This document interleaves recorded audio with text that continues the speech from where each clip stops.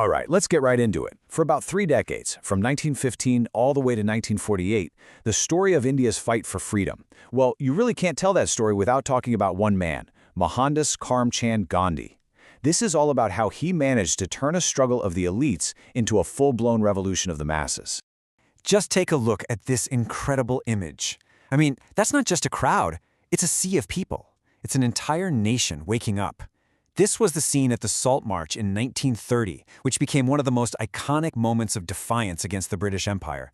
You can almost feel the tension and the hope in the air, can't you? And that brings us to the big question, doesn't it? How did one single person, armed with an idea, not weapons, convince an entire subcontinent to peacefully stand up to one of the most powerful empires the world had ever seen? Well, that's exactly what we're going to unpack here. So our story really kicks off in 1915. A 46-year-old lawyer named Gandhi comes back to India after spending 2 decades in South Africa. Now, it was over there that he really developed his unique philosophy of nonviolent protest, what he called satyagraha. But the India he came back to, well, it wasn't quite ready for him. And he wasn't yet the Mahatma, the great soul that everyone would come to know. Okay, now this is where things get really interesting. See, back then, the Indian National Congress was pretty much a movement of well-off professionals, lawyers, doctors, landlords. The whole conversation was happening in fancy drawing rooms, totally disconnected from the farmers and factory workers. And then, at the opening of the Banaras Hindu University in 1916, Gandhi gets up and basically drops a bombshell. He tells this entire establishment that they have it all wrong. So get this, he's speaking to an audience of princes and wealthy patrons, people literally dripping in jewels, and he tells them to take it all off. This wasn't just a speech, it was a total declaration of his intent. He was making it crystal clear that from now on, the poor, the peasants, the vast, silent majority of Indians were going to be at the very center of the freedom struggle. And here's the thing about Gandhi. He didn't just talk, he acted. The next few years, from 1917 to 1922, are all about him taking his ideas from the podium and bringing them to the people. He starts building a movement from the ground up, one local fight at a time. Let's just quickly trace this timeline because it's fascinating. He starts in 1917 with indigo farmers. The next year, he's with textile workers and peasants in his home state. By 1919, he's leading his first All-India campaign, and just 1 year after that, he launches the massive non-cooperation movement. It's a brilliant strategy, right? Start local, prove your methods work, and then scale it up for the entire nation. So how did he connect with millions of people? This slide just says it all. On the left, you've got the traditional leaders, formally dressed, very respectable, but also very separate from the average person. And then you've got Gandhi on the right. He ditched the suit and tie for a simple loincloth. He spent time every single day at the spinning wheel, which was a powerful symbol of self-reliance that connected him directly with the rural poor. He didn't just speak for the people, he looked and lived just like them. And the response was absolutely electrifying. Non-cooperation wasn't just some passive idea, it was active, widespread defiance. Students walked out of their schools, lawyers boycotted the courts. In 1921 alone, there were almost 400 major strikes. The entire machinery of the colonial government just started to grind to a halt because Indians were simply refusing to take part in their own oppression anymore. But then, just when the movement was at its absolute peak, everything screeched to a halt. In a small town called Chauri Chaura, a protest turned violent. A police station was set on fire, and several policemen were killed. For Gandhi, this was a complete betrayal of his core principle of nonviolence. So without a moment's hesitation, he called off the entire national movement, a decision that just stunned and confused many of his closest followers. So after a few years of focusing on social reform, Gandhi jumped back into the political arena with what would become his most famous campaign of all.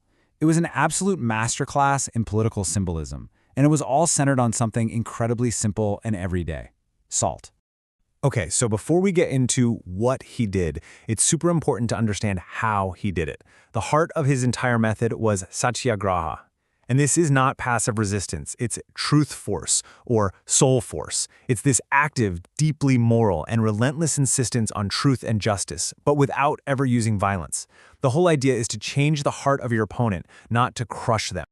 So, why salt? Of all things, why pick salt? Well, it was tactical genius. See, the British had a total monopoly on making and selling salt, and they taxed it. This was something that affected every single person in India, whether you were rich or poor. It was a universal problem. By targeting the salt tax, Gandhi found one issue that could unite the entire nation against a common injustice. And this is the result. On March 12, 1930, Gandhi started walking from his ashram on a 240-mile journey to the coastal village of Dandi. 3 weeks later, he got there, and just like you see here, he reached down, picked up a handful of salty mud, and boiled it to make salt. With that one simple, symbolic act, he broke British law and set off a massive, nationwide wave of civil disobedience. The empire's response was, well, swift and huge. We're talking 60,000 people were arrested, including Gandhi himself. But it didn't matter. The point had been made. The Salt March grabbed the world's attention. Even Time magazine, which at first had mocked him, was now calling him a saint and a statesman. But you know, history is never that simple.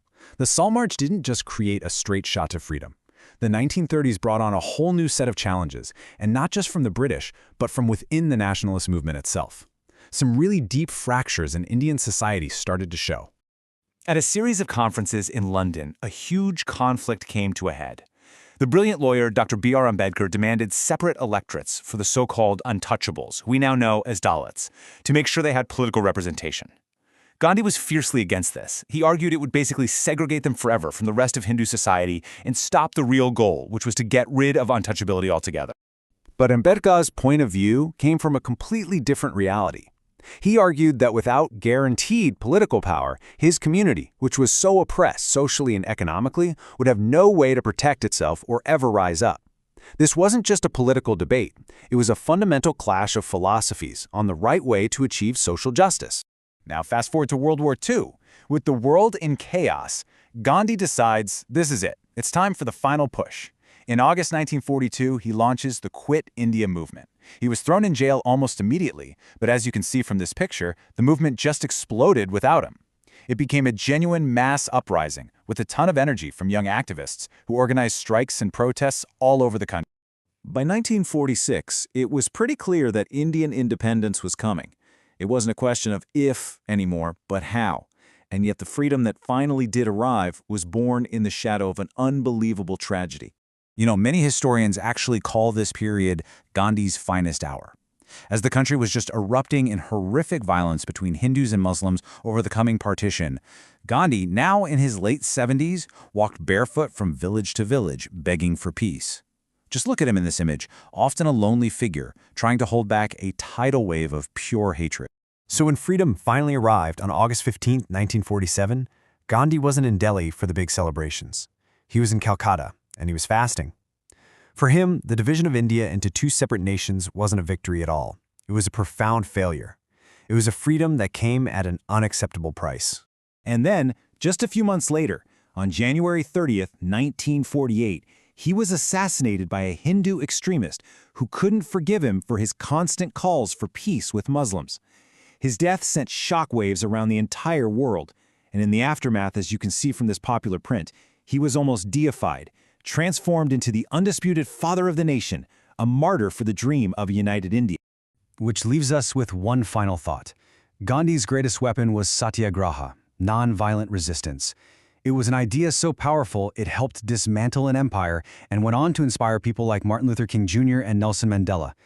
So the question for us, really, is in a world still so full of conflict, where do we see the power of that idea, that truth force, at work today?